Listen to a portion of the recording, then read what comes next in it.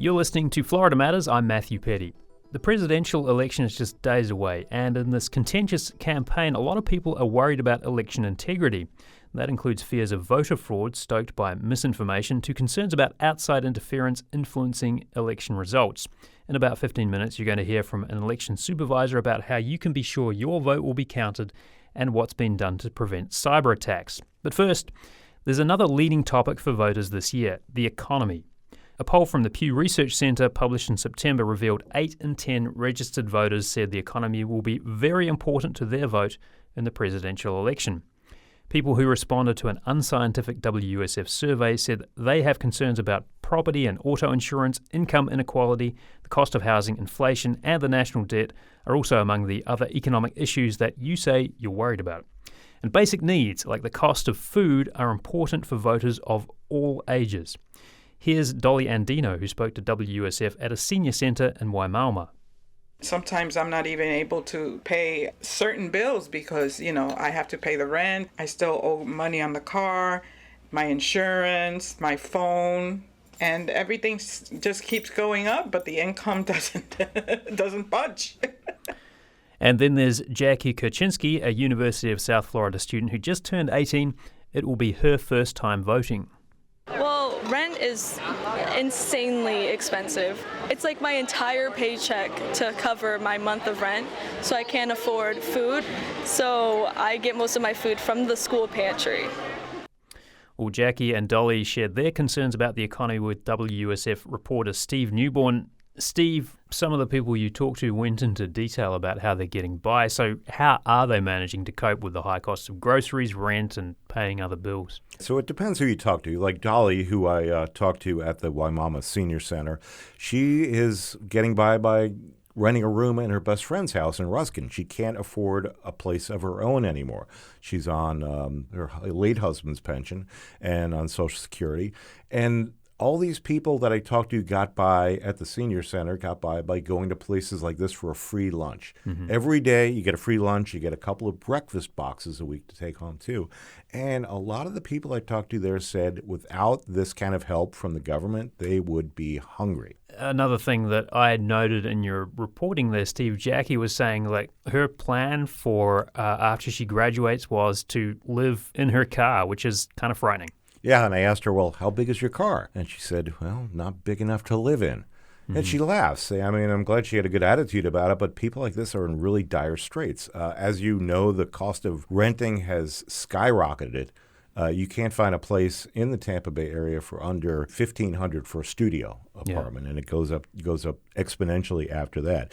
When I was a student many moons ago, it was about a fifth of that price, and you had a roommate. You could actually afford to buy a couple of beers after classes, right? I don't know if they can do that anymore, but they are going to the school pantry, like she said. They didn't have a school pantry when I went to school back then. We didn't need it. So the whole cliche of rich students, rich college students is definitely a thing of the past. And so many people, she was the first one I talked to. I went to this Democracy Week event at USF a couple of weeks ago. First one I talked to was Jackie. I just kind of, oh, you look interesting. And immediately she goes into how she can't afford to eat. She could barely afford to go to school. Her mom's going to kick her out, and she can't afford a place to live. And so many of the students I talked to there and at St. Petersburg College I went to after that are on the cusp of homelessness, which really is just really sad and unexpected for me. I did not expect to hear that. What did they say they're hearing from political candidates this campaign season, and are they hopeful the election will change anything? Yeah, they all told me basically not enough. There's been some talk from Joe Biden before he dropped out of the race about cutting student debt, but that's after the fact. That's after you graduate, right? They're not hearing anything from the students. They're not hearing anything about combating rising prices, combating grocery prices in particular. I'm hearing this from both seniors and students. And they are not hearing anything from the politicians that addresses their concerns. That's the nugget here in all of this. Mm-hmm. Now, the economy obviously isn't the only issue that voters are thinking about. Some of the folks you talk to mention things like abortion rights, gun legislation, LGBTQ plus rights. But do you get a sense of just how important the economy is when it comes to this election for these voters? Yeah, it was the first thing they mentioned. Most of the kids I talked to, I mentioned, what is your main issues? And it's just living, finding a way to live, finding a way to pay groceries, finding a place to live, and I don't have to go couch surfing on my friends' couches to live. A lot of them, obviously, because of the amendments on the ballot with abortion and medical marijuana, talked about that in particular, too. And it went into immigration was a big issue, and the war in the Middle East is also a big topic for many of these people. But it all comes down to pocketbook issues, what's in your wallet, what's not, and, how am I going to get by tomorrow? That's what they're concerned about, and they're not hearing anything that's addressing their concerns right now. Well, you can find more of Steve Newborn's reporting on the economy and the election at wusf.org. Steve checked out some karaoke while he chatted with people at the Waimauma Senior Centre, and he got to hear a lot about what's on the minds of college students at campuses across the Tampa Bay region. Thank you, Steve. You're welcome. Well, turning now to Michael Snipes. He's an associate professor of instruction and economics at the University of South Florida. Michael, voters are always going to be thinking about how a particular candidate might affect their own economic situation. What's different about this election? Well, I think with this election, we're still facing a lot of economic issues that have been there for quite a while. Affordable housing is one that's been a problem, especially around here, for a very long time. And we're still facing, inflation. Some of the inflation that started in 2020, some of that is still around, especially when it comes to housing and food and all of those things that people really need in order to survive. Those prices are still high. Mm-hmm. But yeah, we're still dealing with a lot of issues that have been around for quite a while. Now, when you talk about inflation, it has been coming down, right? It was pretty high, spiking to about 9% or something in 2022, and that was sort of on the back of the very start of that pandemic, all the supply chain issues that got turned around there. As of September, it was 2.4%, so a pretty big dip, but do people pay attention to those trends when they're thinking about inflation, or are they just thinking, what is the cost of goods now, and what is inflation looking like right now? Yeah, I think it's more of a right now type situation, and I think that there's really kind of a lot of maybe misunderstanding as to what exactly the inflation rate is and what it does. I think the best way to describe it is just think of it as like average prices, right? Mm-hmm. So, I mean, yes, it is true that the inflation rate is going down, but that doesn't mean that every single price is going down. The price of housing is still well above the average inflation rate. The price of food, both in grocery stores and in restaurants, is still well above the average inflation rate. And so when we look at prices and inflation, yes, it is coming down, but it's not necessarily the types of goods that people really need, right? It's housing isn't really coming down. It's getting a little bit better, but housing's not coming down, food's not coming down. And when it's those types of goods that people really need, they have to have, then really any kind of other inflation, any other kind of prices coming down, that's really not going to have too much of an effect because the prices are coming down on things that they don't necessarily need. Now, a couple of economic ideas from both presidential candidates stand out. Former President Donald Trump talks about rolling out more tariffs on foreign goods, and Vice President Kamala Harris wants to give first-time homebuyers up to $25,000 for a down payment. Those policies sound simple, but are they? Well, with the tariff one especially, really most of the time when we see tariffs put on, it's to protect kind of domestic industries. That's the argument, right? So we'll put in a tariff and we'll protect against foreign goods coming in, maybe undercutting our prices, and then that will try and stimulate, the American economy, right? That's kind of how the argument goes. But it's a pretty well-known result in economics that that's not really what tariffs do, right? Using tariffs as kind of a protectionist policy a lot of the times backfires. And I think that there is a lot of misperception there that when we say it's a tariff, people tend to think of it, okay, it's a tax on imported goods, which it is. But we are the ones as consumers, we are the ones who are paying the tax. So so if we put a tariff on goods from China, for example, well, it's not like all of a sudden China is paying 10% of the prices. If the tariff was 10%, it wouldn't be. But if it's not really that country that's paying for them, right? Mm-hmm. So if the price of a T-shirt from China is $5, well, that's still going to be the import price. But when we have a tariff, that's when that tax gets put on. So it's an additional cost that we as consumers are going to be paying on imports, and it's not something that's going to be paid by another country. With respect to Harris, on houses. Right, and the down payments on houses, I think that is something that could help, because that's something that's really kind of trying to address that affordable housing situation. Is really kind of moving towards not necessarily a tax, but really almost kind of more of a subsidy or a transfer payment or something like that. But wouldn't it just have the impact of driving house prices up then? I mean, wouldn't people say, if I know folks are going to be able to get their hands on some kind of down payment assistance, I'm just going to, put my prices up? Sure, and there are some programs out there right now that will help with housing. Mm-hmm. And a lot of the times it's very difficult for people who receive that aid to find a place where they can live, simply because landlords, they don't take assistance. They don't take government programs or something like that. So I don't necessarily think that argument really holds much weight for a lot of reasons. Part of it is they can't even get a house in the first place because they're on a program. But a lot of the time, there's been a number of studies that have really kind of looked at those government programs. And the economic idea is pretty straightforward, right? You give people more money, they spend it, prices go up. It's a pretty straightforward argument. But there's a lot of empirical research out there that finds that that's just really not the case. Or if it is the case that prices go up, kind of the benefit of the program or the benefit of the subsidy or the transfer payment far outweighs any small increase that we might see in the price of housing. Mm-hmm. So, I mean, we can't necessarily ignore the fact that inflation is a possibility, but the benefit far outweighs the cost of any small increase in the price of housing.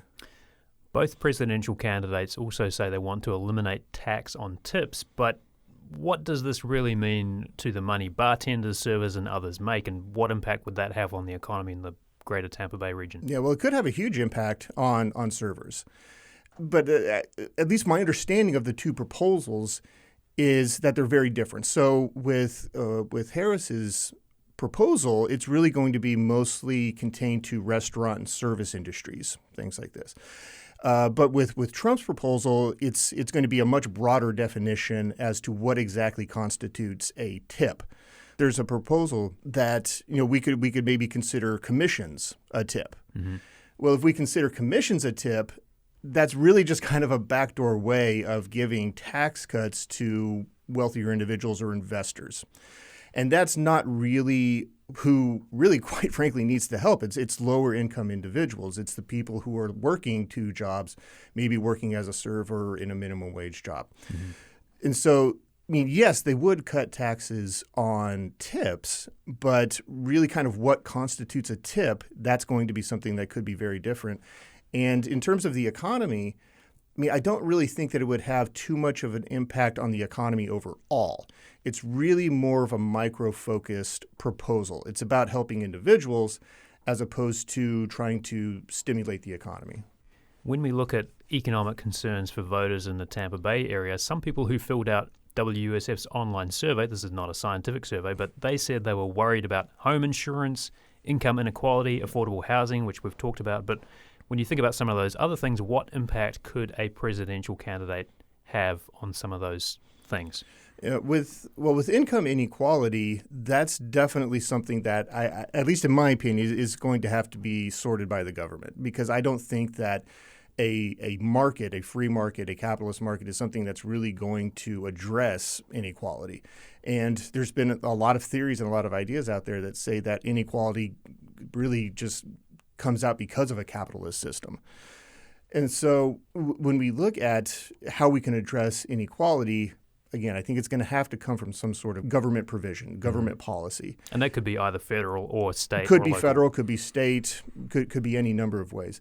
And so I think what we're looking for is really more of a political will than an economic will. Because there are programs out there like cutting taxes on servers and restricting it to the hospitality industry. There are ideas out there that could help lower income individuals or struggling families. But it really comes down to, is there a political will to do so? And I think that if Trump happens to win or if Harris happens to win, what exactly is going to be their motivation to help the country, of course, and then help lower income or struggling families? it's going to be very different approaches. How big a factor do you think the recent hurricanes could have on the Tampa Bay economy, and do you see that influencing the way voters think about this election? Yeah.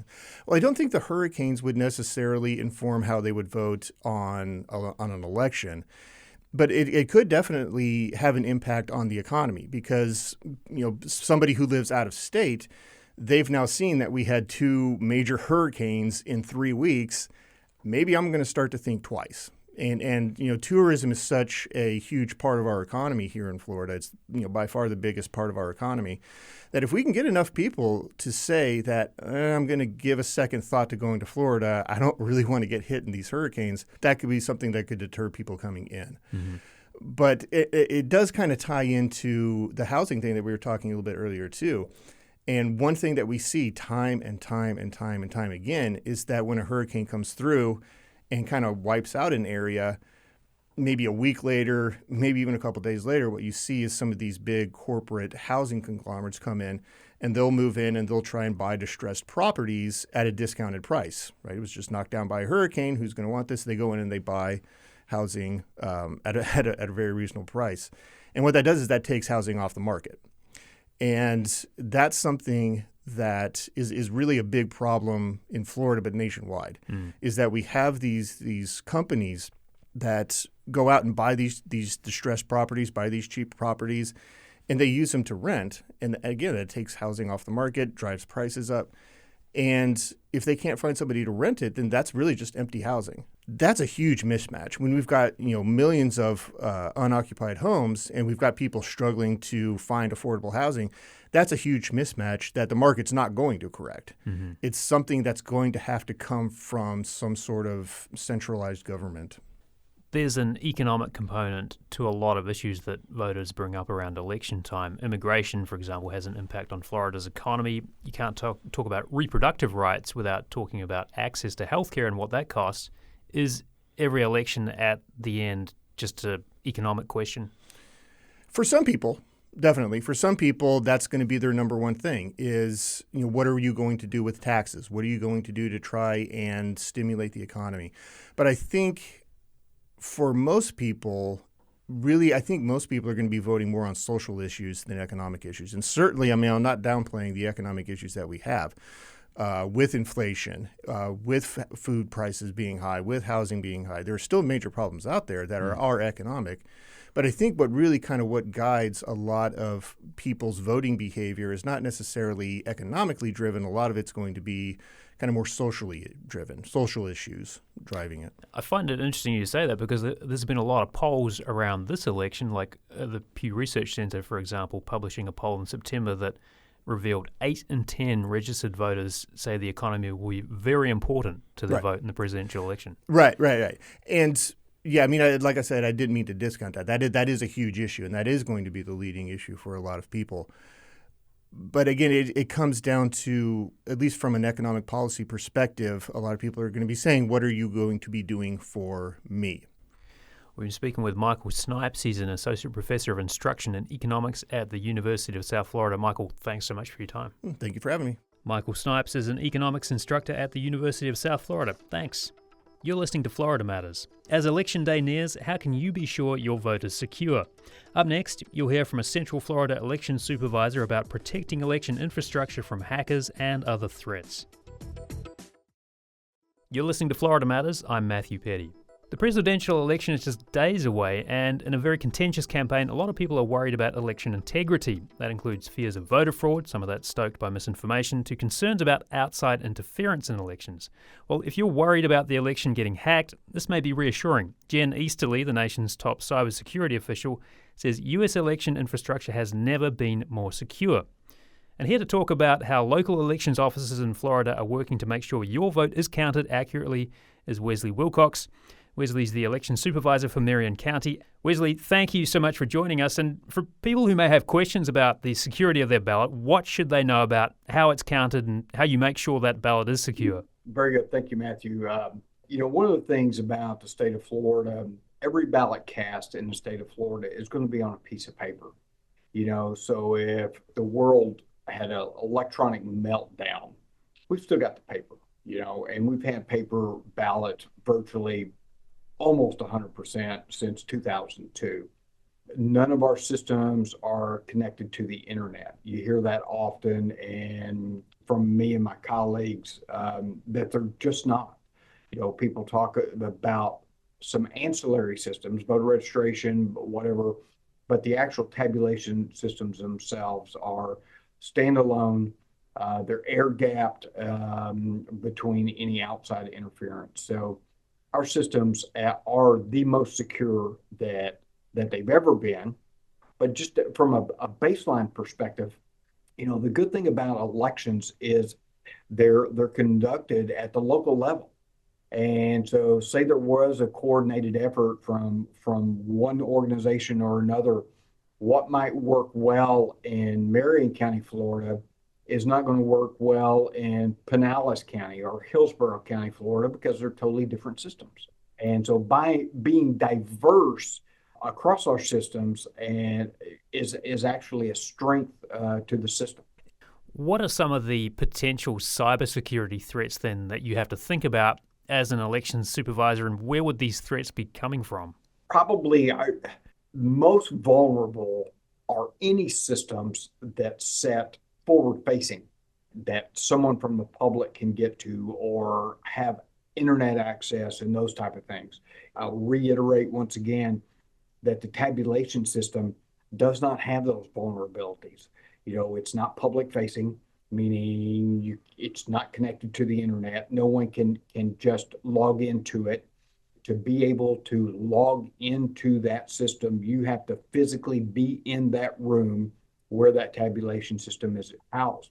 And so you've got physical security, like in my tabulation room, you've got to have a security clearance that gets you through our electronic doors to get in there. So it's not even open to all my full-time staff. So that's sitting out there. And the systems that are most vulnerable are websites, but websites are just reporting mechanism. It's kind of like if I were to post the results on a digital billboard I had out in front of my office. If somebody drove their car into that digital billboard and it no longer worked, still didn't affect the results. The results are what they are. It's just somebody that can't drive by and see them. Mm-hmm. And so our websites are those are the areas that are vulnerable because they are forward facing. Now, in 2016, Russian hackers were able to get into the systems of 2 county election systems in Florida. Was that a watershed moment for election supervisors in the state, and what changed since then? It was. I will tell you, I've not been privy to any of the information out of that other than anecdotally, just because it's still, classified, I guess. But it was, really prior to 2016, cybersecurity was a concern, but it did not rise to the level that it needed to. And so after that moment, not only the entire state of Florida, but now it spread across the U.S.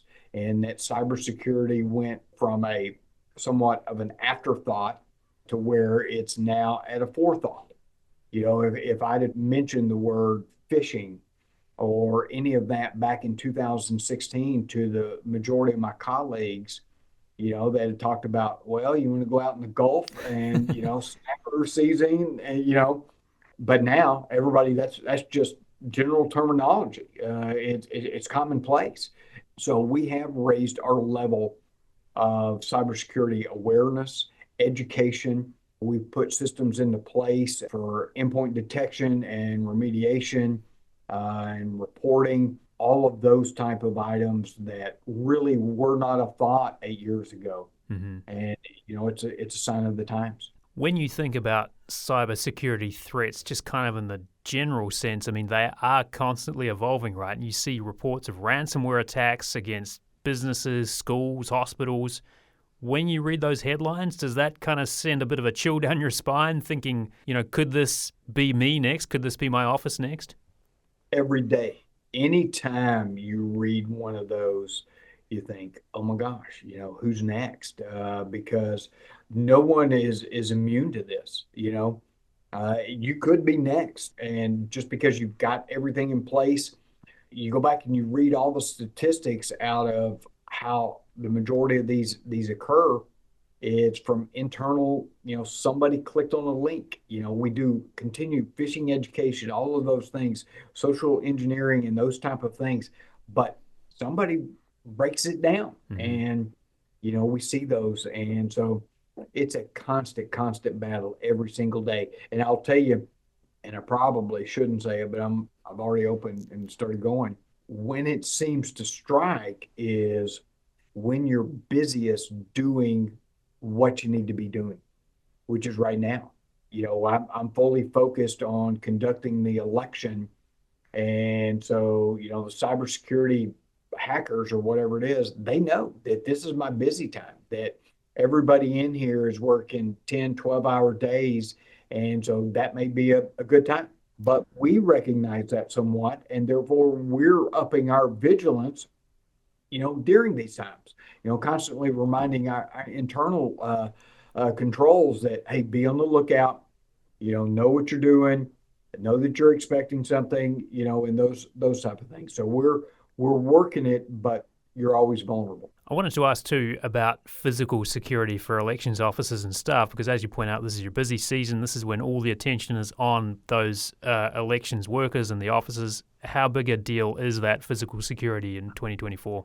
I could not differentiate its level of importance to me with cybersecurity, and that it's unfortunately top of mind.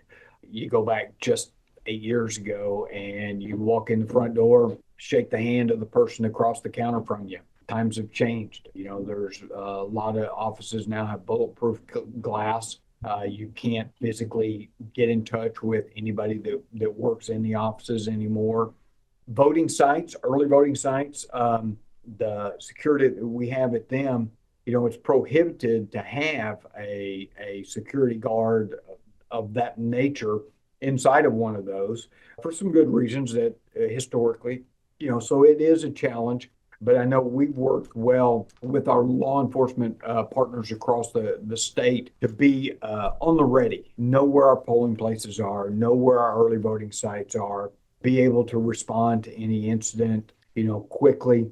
A lot of times, our response is almost, if we can get there, it's almost a de-escalation type stuff. If we can get there in the front side before everybody really gets heated about everything, a lot of times we can diffuse it and head off any event that may have popped up if we let it go.